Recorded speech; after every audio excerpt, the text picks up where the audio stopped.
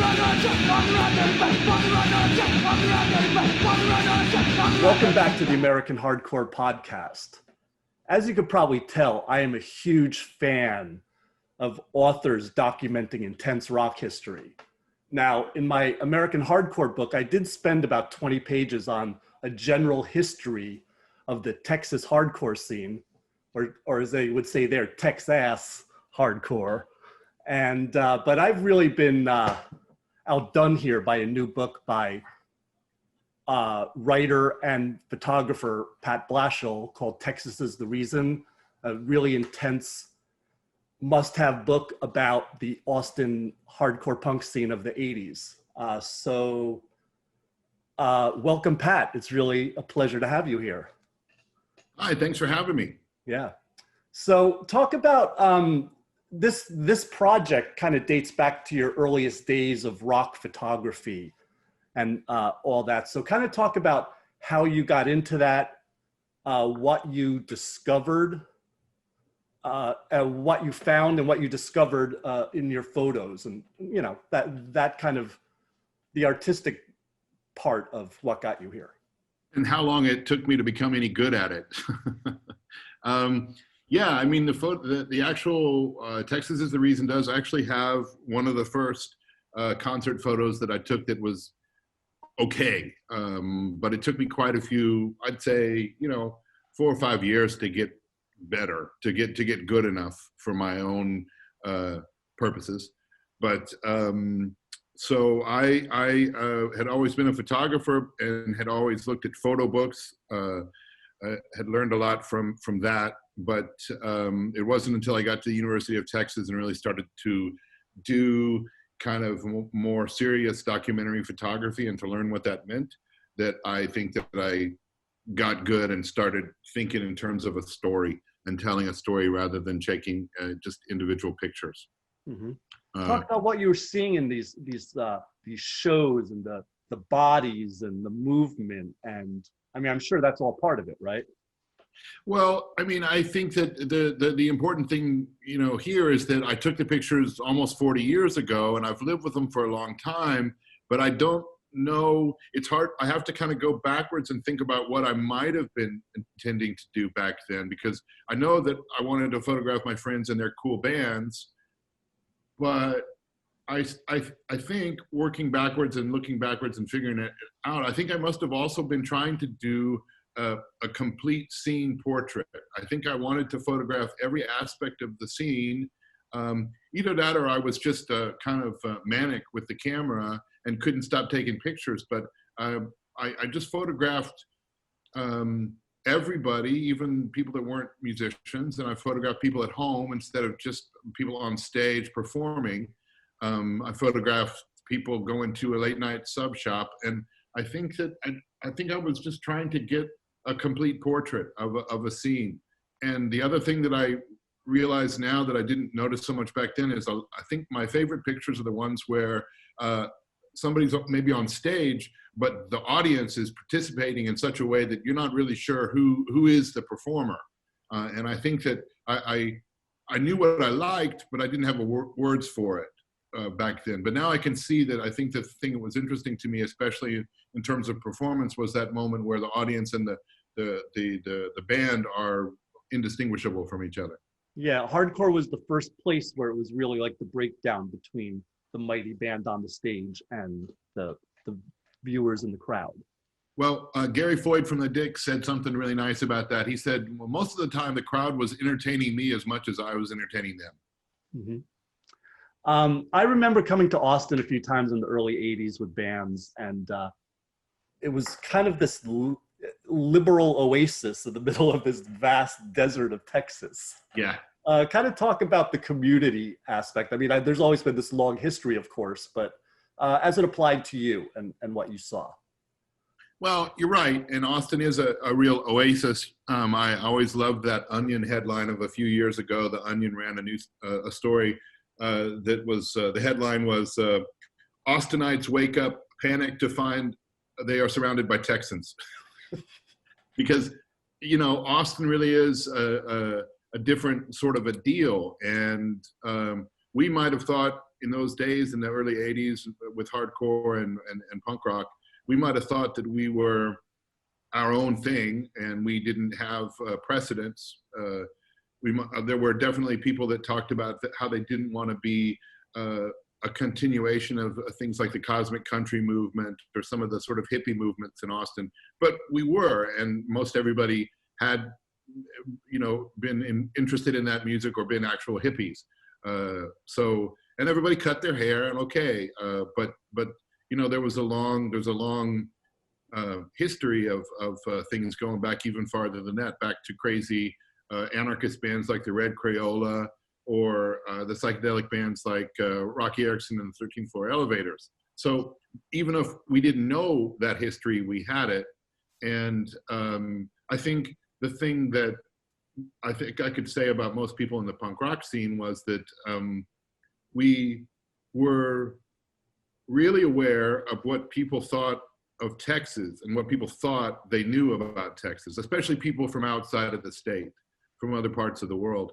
And so I think that people were kind of proud. I mean, everybody was, I think most people were proud of being Texans, but also eager to show that we weren't all three-headed hillbillies, you know, porking our sisters in the woodshed, you know.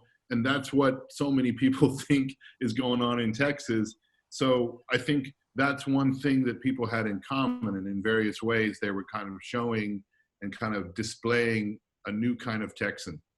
Then when hardcore hit, I think that's when things got really good, because Austin bands didn't necessarily sound like hardcore bands in a lot of the rest of the country, but they regarded hardcore as kind of more like an aesthetic, but not a sound.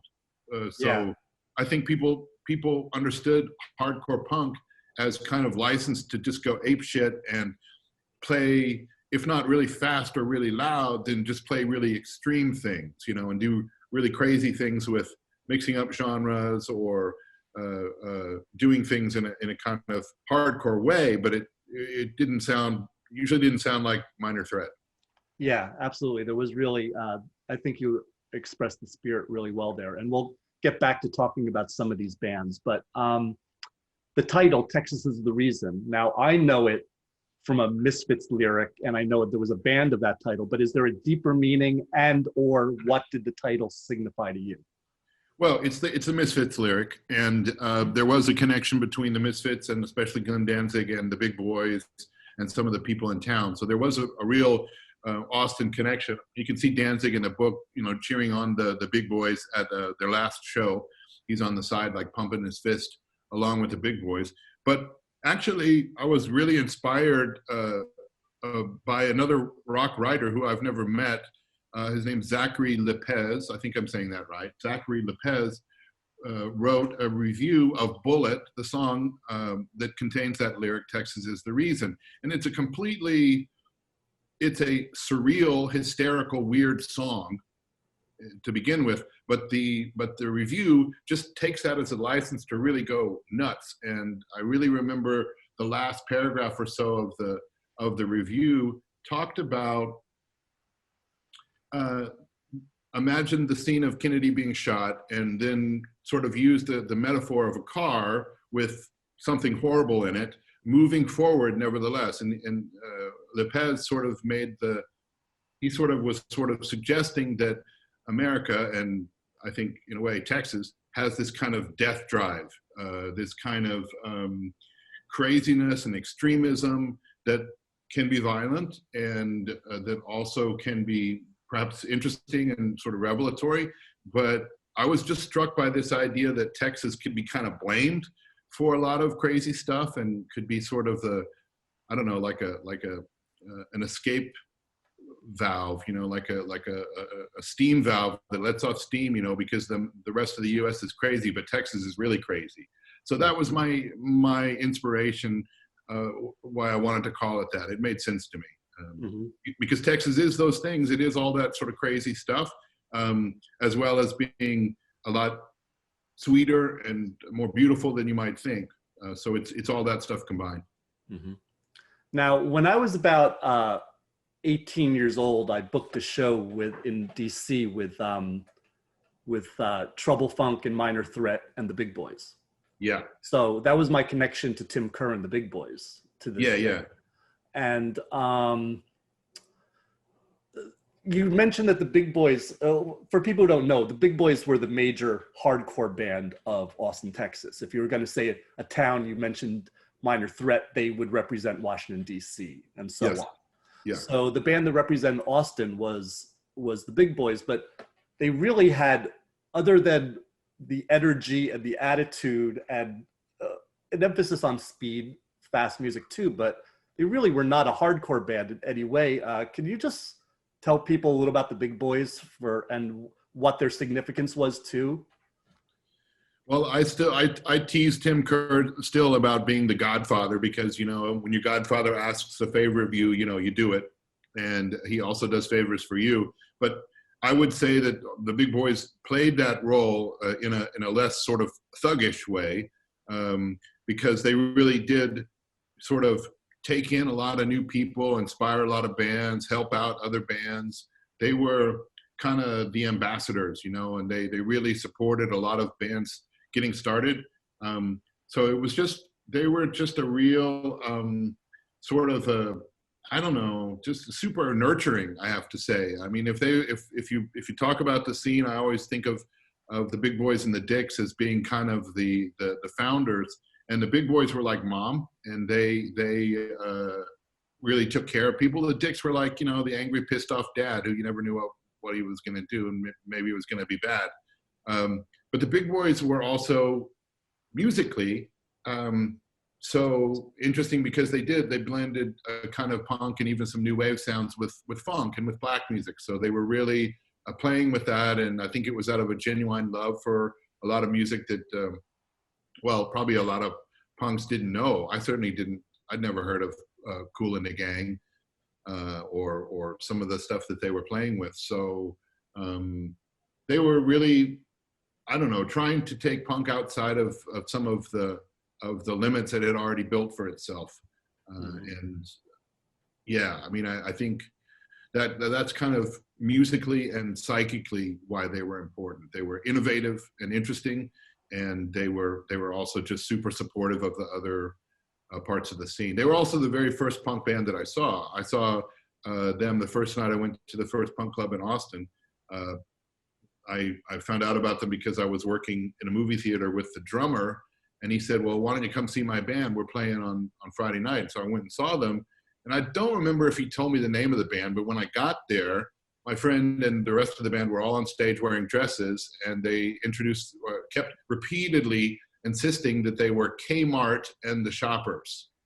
And I found out later, no, that they're the Big Boys. They're called the Big Boys. But they did that a lot. I think when they opened for the Go-Go's, they called themselves the Short Boys or something like that, or some sort of, or the No-Go's or something. But, you know, they always kind of, you know, and they changed their theme as well as changed their name for a lot of their different shows too.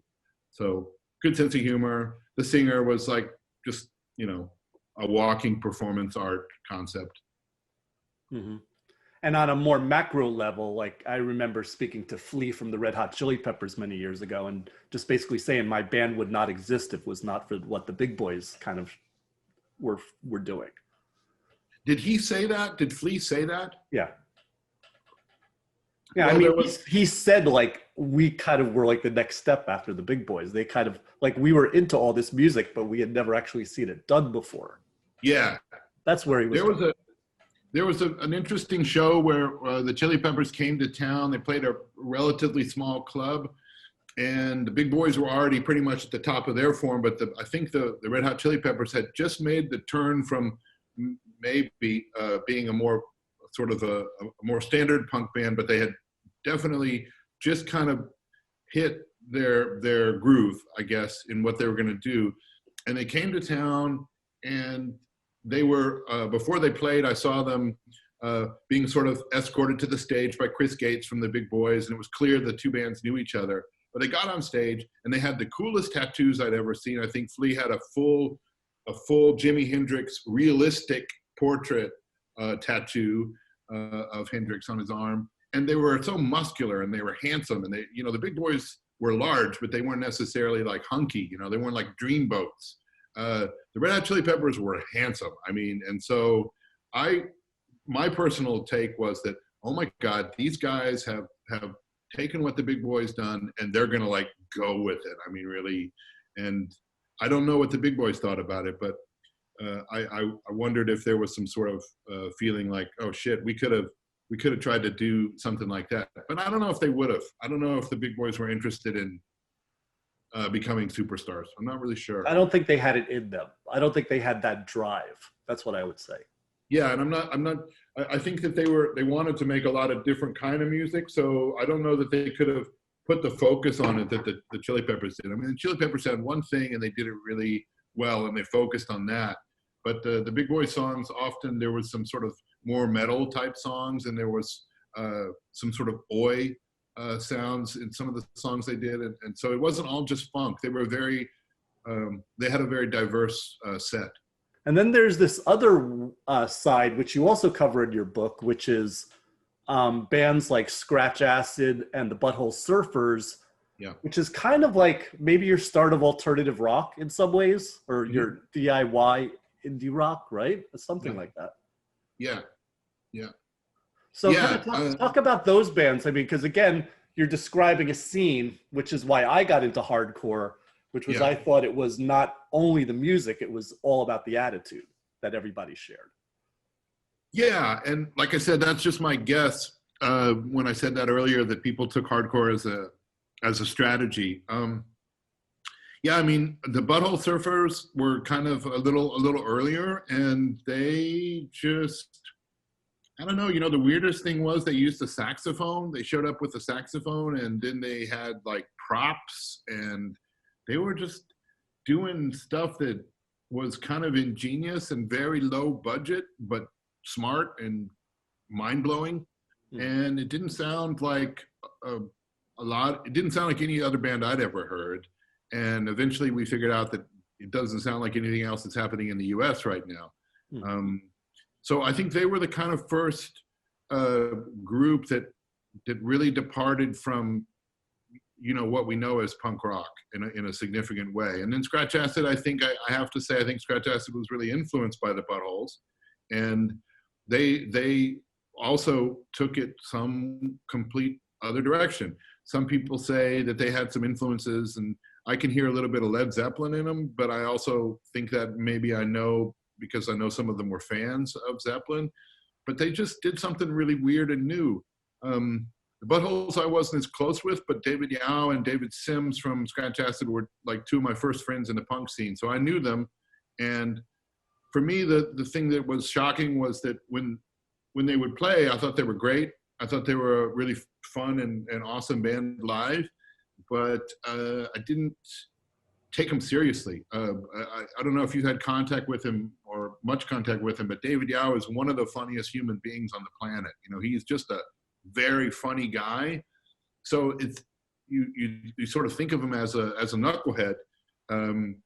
So even though they were really great, I don't think I took them seriously. And then they recorded their first album and came out, and I remember being in living rooms hearing that record the first week and just looking at my friends and just, you know, saying, this is really good, meaning this is a piece of art, this is something important, and it's guys that we know that made it. So that was surprising, because I kind of expected it to be like, you know, okay, but not as good as the live show or something. But in fact, it was. Who to you were the great bands of this early mid '80s era that you document in the book? Oh, I mean, I think that Scratch Acid, Butthole Surfers, Big Boys and the Dicks, the Offenders. I would add Meat Joy to that group. Poison 13, absolutely, Poison 13. And some of those groups never really were known outside of Austin very much. I think the Dicks recorded some of the best punk rock ever. They're known a little bit. People know about them because they moved to San Francisco. But I actually don't rate MDC as much as a lot of people. But MDC was originally a Texas band. I need to find out more. I want to do more interviews and talk to David Dichter and speak with them more about what happened, because obviously they meant a lot to other people. Mhm. And I'd like to know more about that. So it's sort of a continuing project. But for me, I would say all of those bands I mentioned. Mhm. You know, Big Boy Sticks, Scratch Acid, Butthole Surfers, Poison 13, The Offenders. You can never forget the Offenders, and Meat Joy. I think that's my short list. Another thing about being a touring band that would show up in Austin, Texas was not only would you play to a big crowd, people who got it, because you'd be traveling through the middle of the country and you were like an alien, Yeah. and the hospitality, and also those Sunday barbecues. So kind Yeah. of talk about this kind of culture and how this camaraderie, localism, it's all part of Austin punk rock history. Yeah, and I mean, that's kind of also this. It goes with the Texan thing, or what King from the Butthole Surfers would call Texas drag, because that's kind of what Texas is about. It's like guns, barbecue, and in our case, wild punk rock. So I think that a lot of people, certainly the big boys, played host to traveling bands and touring bands and put them up overnight. And a lot of times that meant cooking for them or doing some sort of crazy carnivore action. And I think that they Tim Kerr and Biscuit, the big boys in general, really took that seriously about hosting people so that then they could travel to that band's town and get the same sort of treatment. That's a cliche that's true about Texans. We are pretty friendly and hospitable. Oftentimes with it seems to be no particular motive or no particular instrumentality or transactionalism, I guess. But we want to have a good time, even if it's not us on stage or if it's not our hometown heroes that are playing. So, but it kind of backfired sometimes. I think especially in that kind of peak summer of '84, '85. There's a Portland group called Tales of Terror that showed up in Austin, and they would not leave. They wouldn't leave. They stayed for like 6 months. It was too long, even for those of us that got a big kick out of them. And while they were there, some Austin people think, and there's reason to believe this, but some Austin people think that Tales of Terror kind of watched and interacted with the group Poison 13 to such an extent that like they kind of planted the seeds or crafted the seeds of grunge. Right. Years later, when Tim Kerr went to Seattle, Tim Kerr was also in Poison 13, but when Tim Kerr revisited Seattle in 88, 90 or so, there were groups like Mudhoney and Pearl Jam and Green River, and some of these folks were telling them, we got a lot of ideas from you. This idea of playing sort of really loud but slower blues, like grungy blues. The Seattle people told Tim, we worship you like a god. We learned a lot especially from Poison 13 and Tales of Terror. So that was a nice thing, was because I think there was that synergy between the groups. Even if one of the groups was from out of town, it produced something down the road. There's a whole other level that goes from being a writer, a photographer, to being an author. It really is a transcendent moment, at least in my life. I felt that. You mean a difference between magazine writing and doing a book? Yeah, correct. Okay. I think it's like the difference between having a band, and being on a record label. Yes. It's like that kind of thing. Yes. Yeah. So what was the hardest part about this book, and what's been the most satisfying part of the book?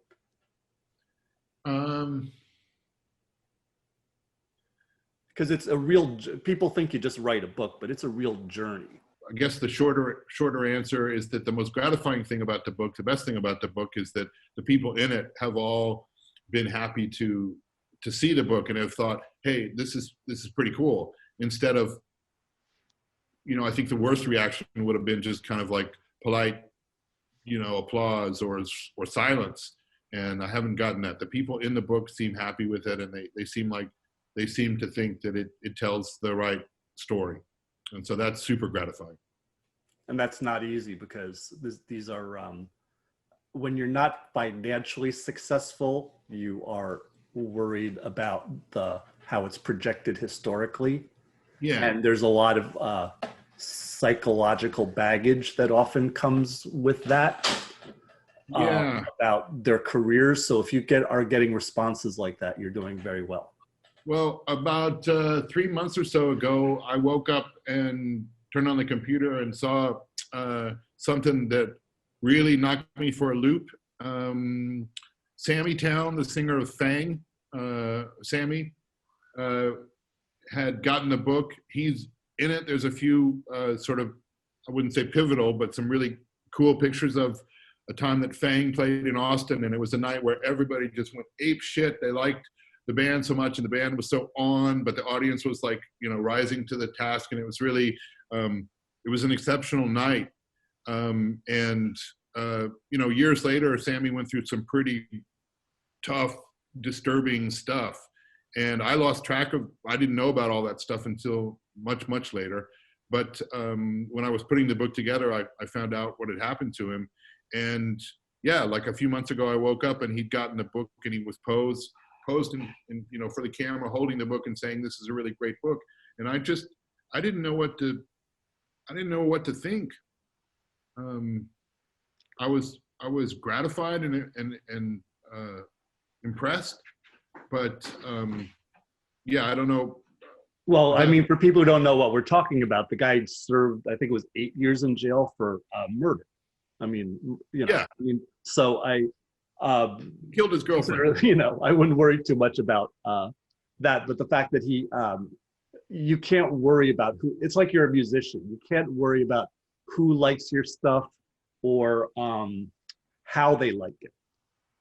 Yeah. You know, you don't have any control of that. Like you always hear bands saying like, "That's not what I meant by that lyric," or Right. you know, something. It doesn't matter. It's like what people get out of that lyric. Well, with Sammy, I just didn't know how. It's hard to know how to talk about something like that. And you know, it seems like he's turned his life around. I think he's a counselor, a 12-step group counselor. It seems like he's really understood what happened to him as much as that's possible. But in documentary photography and within punk rock too, some of the people that you meet, or in my case, the people you photograph, they go way beyond what most people live and survive. And it's then kind of hard to know what your feelings are about that, you know? You know, we could talk for hours, but we'll kind of lastly, I mentioned subculture, and talk about the notion of a subculture in this era that we live in, or how punk rock, how it looks 40 years later.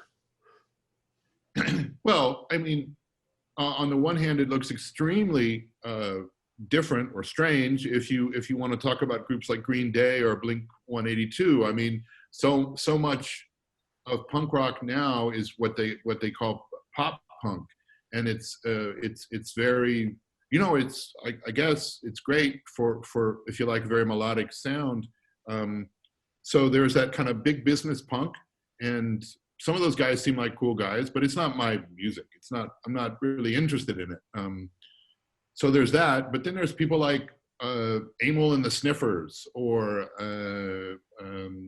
who's somebody else that I like? There's a group here in Vienna called Lime Crush, who are really cool. There's a group from Kansas City called Warm Bodies that I saw play here in Vienna. So on the other hand, there's bands that are not that kind of a business proposition at all, that are really still playing small clubs and doing, I think, pretty cool stuff with the music. But they're more interesting to me because they're about this experience that happens in a small club and this kind of exchange between audiences. So I think that's still happening. And I guess Amyl and the Sniffers have had a lot of success. But if you see films of them, if you see that singer interacting with the crowd, she's the real deal. She's the real thing. Another group I like, I think they're from California, Surfboard. Just, you know, so I think a lot of what people talk about as punk rock, you kind of have to go back to them and say, what do you mean? What group are you talking about? And if they say Green Day, they're talking about an arena band. And if they say Surfboard, they're talking about somebody that gets real messy with the audience. And, you know, you can go to the show, but be ready to be like pulled into the performance. And, you know, maybe you're going to break an arm or just get a bunch of weird stuff thrown on you. So I'm more of a fan of the second, you know, participatory, messy punk rock. Mm-hmm. Is what you detail in Texas Is the Reason, can that happen again even in some way? Or is that just a place and time that we lived in? I think the answer is yes and no. I mean, I think it's happening all the time. I think there's amazing stuff happening all the time. Now, during this pandemic, obviously, live shows are not happening as much. People are finding ways to do it, but it's, for the time being, it's a little risky. But just the other day, I got an email from somebody who's photographing Latino punk. I think at least some of his pictures are in New York City.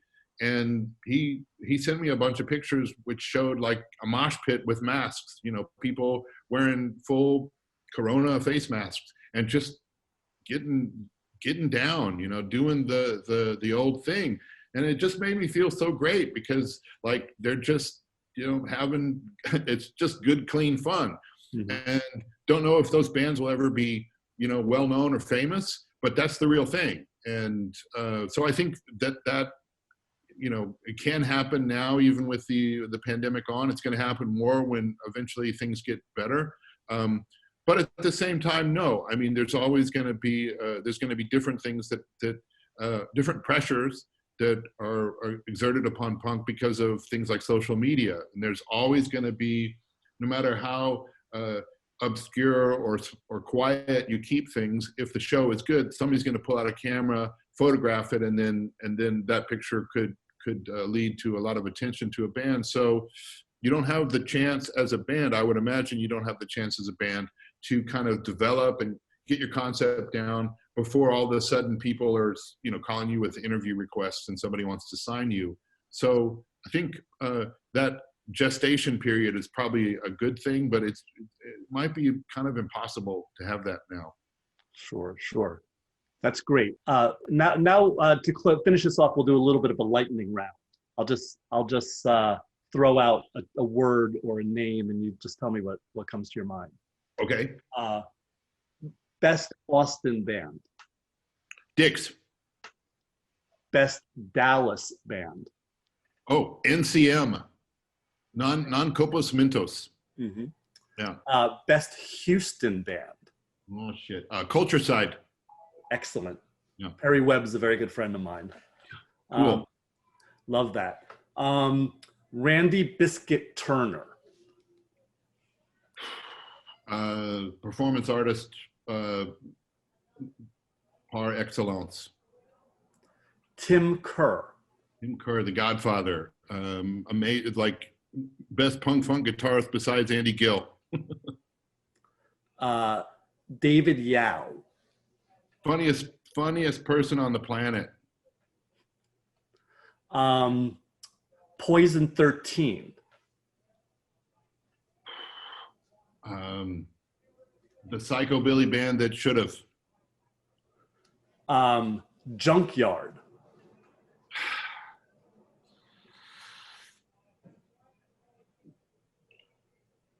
Never heard them. Didn't really hear them. Okay. Didn't know them. Speak well of people, yes. Yeah. I didn't really hear the records, I have to admit. And finally, Texas Is the Reason.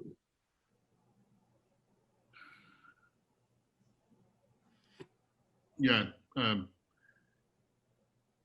The best and the worst of the U.S. Texas is the best and the worst of the U.S. I think I would agree. So, Pat Blashill, incredible to have you on the American Hardcore Podcast. Thank you for everybody for tuning in. We'll see you on the next episode of the American Thanks for having me. Podcast. My pleasure. Yep.